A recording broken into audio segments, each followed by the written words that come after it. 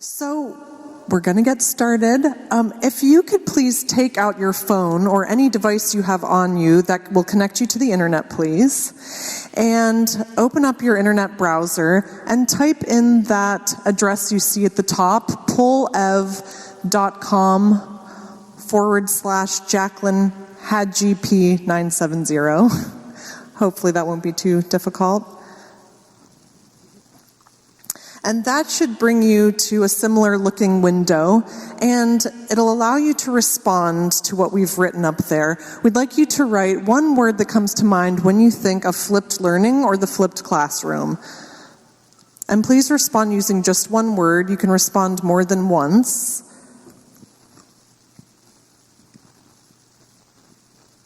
The magic's going to happen any moment, you guys.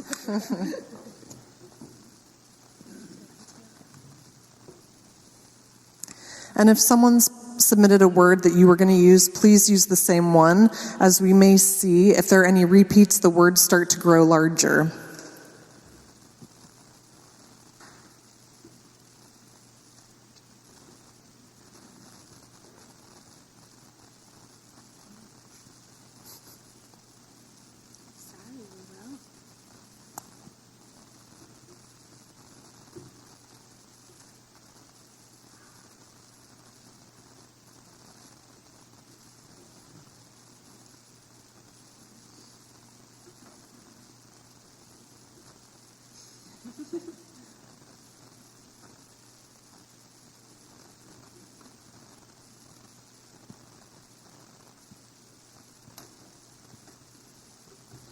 So you can continue and do this. I'll continue talking since we're short on time. So why are we asking you to do this? Well, we're kind of loosely trying to replicate a flipped classroom. We sent you the TEDed.com link before you arrived. And now this is a pre-assessment that you could do with your classroom. So the students should know something about the subject material when they walk into the room. And then you can ask any question you want. You can ask more than one. And you can ask specific questions about the subject to test their subject knowledge, and that might guide how you then delve into the first part of your class. Or you could just ask them about how they are feeling around the subject matter. So for example, last semester I taught a writing course to nursing students, and I had my idea of what I may experience. Students who are already full-time nurses working, they're coming to class from 6 to 10. I thought they're probably exhausted. But let me just gauge that. Let me not assume, I don't want to assume anything. And so I ran this activity, and you should have seen the word cloud building, and there were about 3 words that just blew up, which was exhausted, overwhelmed, and anxious. And we were maybe 2 minutes into the class. So then that helped me know how I'm going to guide the rest of the class. Does that mean I give them shorter but more breaks throughout? I'll be very gentle with the way I speak to them. And then if you have time to do an exit poll at the end of the class, hopefully there won't be as much anxiety up on the board. This is just an example for you of one thing we can do. All right, now that we've done our intro activity, this is Introduction to the Flipped Classroom. I want to introduce my teammates really quickly. And I want to put a little plug in for these faculty learning communities because something maybe unexpected out of this is that I gained 3 new friends that teach in totally different programs than I do, and so we would maybe never have gotten a chance to get to know each other. And as a group, we actually set off the alarm at the Mission Valley campus, and campus security was very concerned about our access to the building when it was not supposed to be open, apparently. So you can have good times and maybe break some rules with your fellow faculty members in our faculty learning community. Is that a good endorsement? Fun times, break rules. Great. You can put that on the website, no charge. All right, well, my name is Amy Nantkes. This is Stacy, Andy, and Jacqueline, and we're very excited to share this presentation with you today. So how many of you, let's be honest, actually looked at our TED Ed link that we sent out? Cool. Great. Anyone want to run some stats on that? You had to. right? Okay, well, if you haven't, it's okay because we're going to be including this slideshow for you in a link. It's all on Google Slides and you can take a look at it. One of the tools that you can use in a flipped classroom is something like a TED Ed, which is an online site. You can send information out to your students in advance, a video to watch, and then discussion questions. Also something that we can do pretty easily through Canvas as well, since we have that functionality. But TED Ed also allows you to link to different kinds of videos and start discussion and get your students interested in what they're thinking about with the lesson before they even get in the classroom. So since like not even 10% of you, that's all right, no shame, no shame. Watch, we are going to actually, let's see, this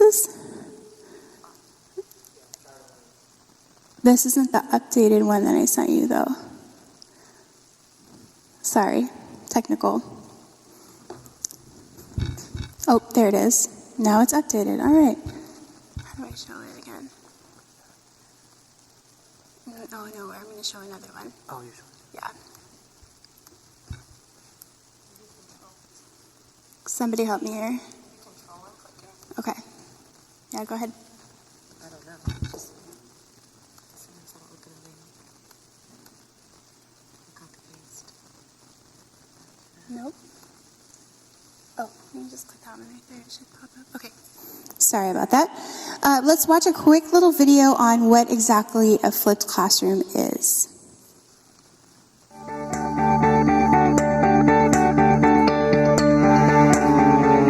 Every course that has some face-to-face component progresses through a sequence of in-class time and out-of-class time. In a traditional lecture-based class, students are typically assigned material to study before coming to class, but then are expected to sit through a presentation that often covers similar content, and then assigned something to do for homework, usually on their own. In a flipped class, students have access to the instructor's lectures ahead of time, along with any other background material that they need, which frees up face-to-face time to let students seek clarification from instructors, collaborate with peers, and practice applying concepts while getting guidance and feedback directly from experts in the moment when it can help them most. This lets students leave class with an even greater collection of resources and a clearer awareness of what they need to focus on to close any gaps that remain in their learning.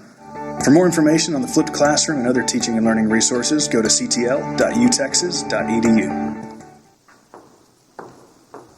So just being able to explain in a nutshell what flipped learning is, what we think of traditional learning, you take that and you do that outside of the classroom through things like recorded lectures, video, reading assignments as well, and also use of technology. So instead of having all the learning happen in the classroom by you lecturing, you're having the students do that ahead of time on their own time.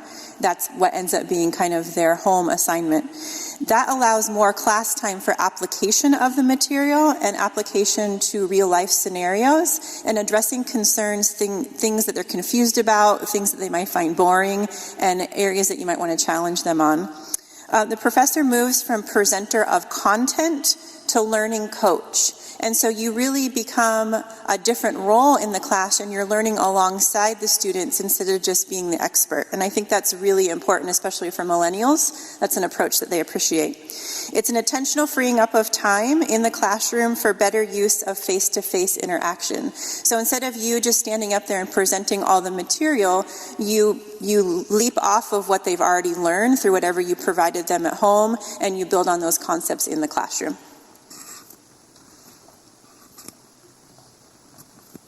So we gave you some handouts and some links. I won't go through all of our research, but the bottom line is that it does improve educational outcomes. You know, we're looking at Bloom's taxonomy. We want to move up that pyramid, right? We don't want students just remembering things. We want them analyzing things and evaluating things. And by using this approach and giving them that opportunity, the students, to activate their prior knowledge outside of class before they even come in, start building on that. And then using your class time to challenge their first assumptions and have time with peers and with the professor to do that, you're going to get them in a space where they're doing more critical thinking. And it's also very effective with women, minorities, and adult learners, which really the College of Extended Learning, I think that's what most of my classes look like, so I'm assuming you as well. You know, this is something, and millennials, I think is the other thing, you know, that you mentioned. This really appeals to those students and can be really effective with them. When you're looking at adult learners, there's this challenge to get the collaborative sort of group work time that we know they can also benefit from, because they have, they're coming from, maybe they work full time, they have a family, all those kinds of things. There's a lot of challenges to getting together, but they all have that time set aside, right? We all have our class time already set aside to work together. And they're really interested in what is going to be applicable to my life, my career, my future path, right now. And by implementing this sort of strategy, you're able to get into that in the classroom rather than just lecturing on concepts and things of that nature. Yeah, question. Okay, so the face-to-face in-class time with your students can take on many different formats, different structures, but what you will want to do with them is include a discussion around the subject matter, and so using probing questions is a really good way to guide that discussion.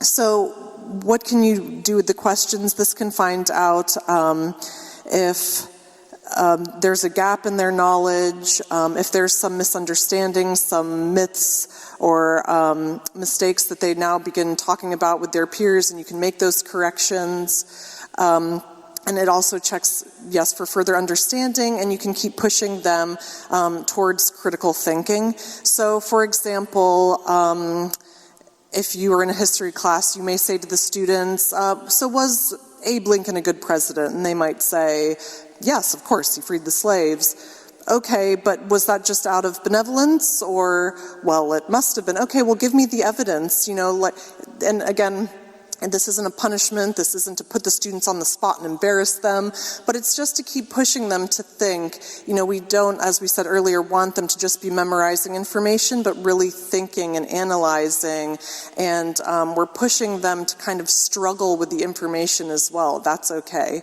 And then another thing we saw in the research was when questioning, after you present them with the question, and there's just that silence that I think we've all heard loudly, and we immediately sometimes feel uncomfortable by that silence, so we want to fill it, or we want to get on with things. So they might even give us a one-word answer, two-word answer, we continue on with things. But let there be that 5 to 8 second lull, because if you are really challenging them, they need that, at least that amount of time to really think over their answer.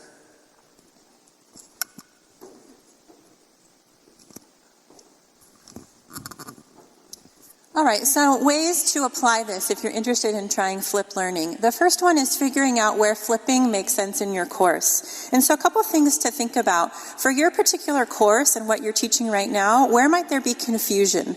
That maybe students are coming in and they're confused about a particular concept, they're confused about why it's important, they're confused about how to apply it. That would be where you could use flipped learning.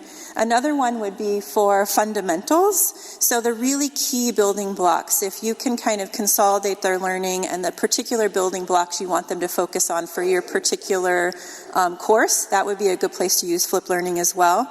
The last two are ways that you want to develop extra credit, and this isn't extra credit for points, this is more thinking about advanced learning and discussion. So where do you want to deepen their thinking on a subject? Take it maybe beyond the text, take it beyond where a traditional lecture would.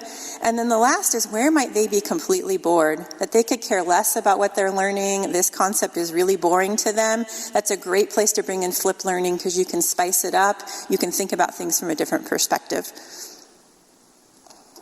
Who's incentivized? So a lot of faculty are concerned that, okay, if students should be coming in with quite a good base knowledge of the information we're then going to further delve into in the class, well, what if they don't do that outside work? Then am I just going to have to repeat what they should have done for homework, or are we just going to all sit in the classroom staring at each other? There's many ways to handle that, but some of the big ones to incentivize are, for example, explaining to them that class participation will be graded. That's a great incentive. Also, get student buy-in. Tell them about flipped learning, why you're doing what you're doing, why they're learning the way they're learning. It shouldn't be a mystery to them, and they can really buy in if you tell them how really effective this type of learning is. Another is to plan for activities in class where students can apply their knowledge. So as an example, I might be teaching a policy course. I'll have the students learn about current issues in gun policy outside of class, and then they've also learned about some policy theories outside of class. So by the time we're getting into class, we're actually applying those theories to those policies, maybe giving different aspects to different groups and having them wrestle through that content together, get back together and share with one another.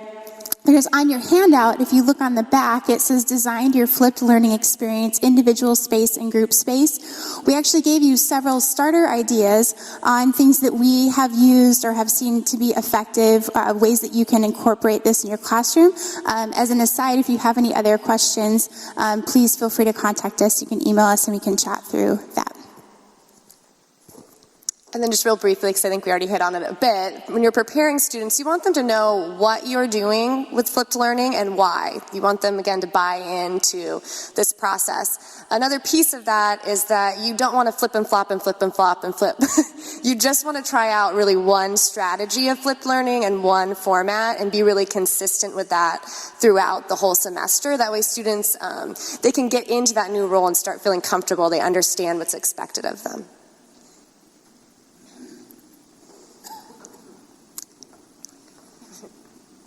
All right, so based on our time, we're going to have some quick discussion. So I'd like you to break just into pairs because that'll allow us to speak a little bit more. And I'd like you to think about what is one small step you can take to implement flipped learning, maybe in the course you're currently teaching. And then kind of thinking long term, how could you implement this as a regular part of your teaching? So think about how you could help students learn outside of the classroom. That doesn't have to be video-based. That doesn't necessarily have to be technology-based. It could be getting ways to evaluate what they're reading more by having them do a quick assessment so they're really reading the material. So you can look at some of the strategies on the paper, and so if you guys can discuss those for a few minutes, and then we will open it up to maybe some questions. Okay?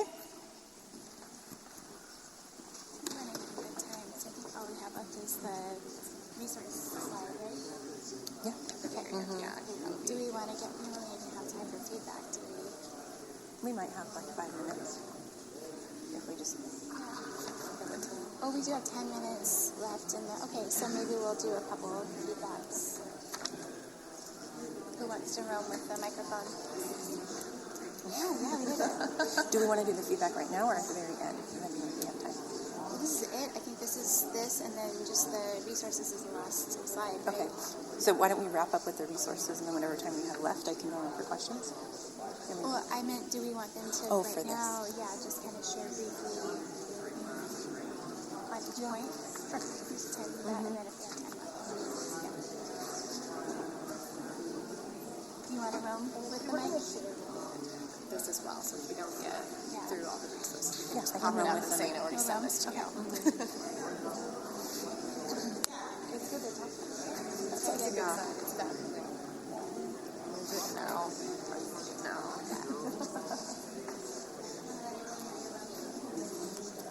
So I'm going to roam around, and if some of you have come up with a brilliant idea, I know you only had 30 seconds or so, or something you've seen that worked that you could share quickly.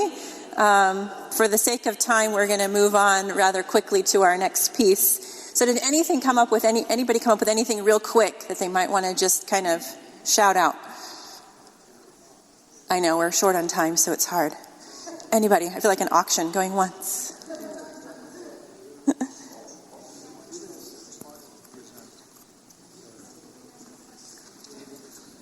I think what I was saying is that this might be a byproduct of it rather than maybe a strategy, but I see this value in allowing students to have in-class time to prepare for group projects, that's something that when we get out at almost 10 o'clock sometimes, and then they have to go their separate ways, and if I'm teaching nursing students, some are going to work right away, or that they don't have time in their busy schedules to actually meet as a group, but to maybe throw the challenge out to say, come to class prepared with your parts or with different aspects or research, and we'll take an hour in class for you to spend as a group preparing. I just see incredible value in that. I think that's a great example because I think sometimes we feel guilty for allowing students to do work in class, but really this is the concept of this model is allowing them to have time to do that because it's part of the learning environment.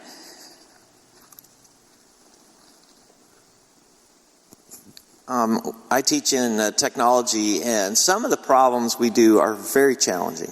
And I find a real value to try to really have the students do the easy stuff at home, right? The reading, the simple assignments. And then when you come to class, let's do the heavy lifting in class as opposed to doing the easy stuff in class and then sending them home to do the really hard stuff by themselves. So I always try to pick one or two really challenging problems, and as a class we work through that. And then when they go home, they can do the easier assignments, but then that just becomes a reinforcement, which adds into kind of reminding them some of the fundamental aspects of that difficult problem we tried to solve. So that would be another aspect you could think about, is what would be one or two challenging aspects that you cover in class instead of having the students do that at home. You have time for maybe one more? Anybody else?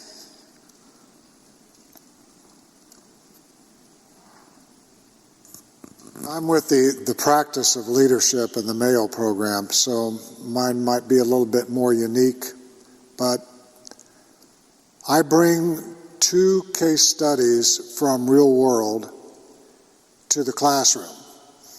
And it's a 7-week program, and each week that part of the case study from my work that relates to the subject material for that particular day's face-to-face portion of the class is what I go through in that set of the 2 case studies. One is a simple case, one is a complex case of decision-making. So by going through their curriculum for that particular week, preparing them for that subject for that week, and then to have it further reinforced with, here is a real-world case study at SPAWAR where we had to execute the following, and here's where you are in the course, and here's where we are in the case study that relates to this point in the course. It just helps to further reinforce this is practical, real-world stuff. So it gives them a stronger impression of what to retain.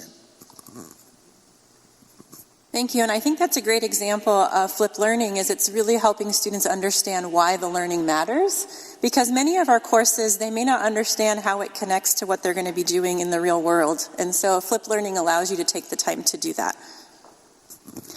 All right, so to close, and then we'll spend our last 2 minutes on any questions you might have. We have provided this resource for you. We will send out the slides, and also there are some recommended resources here.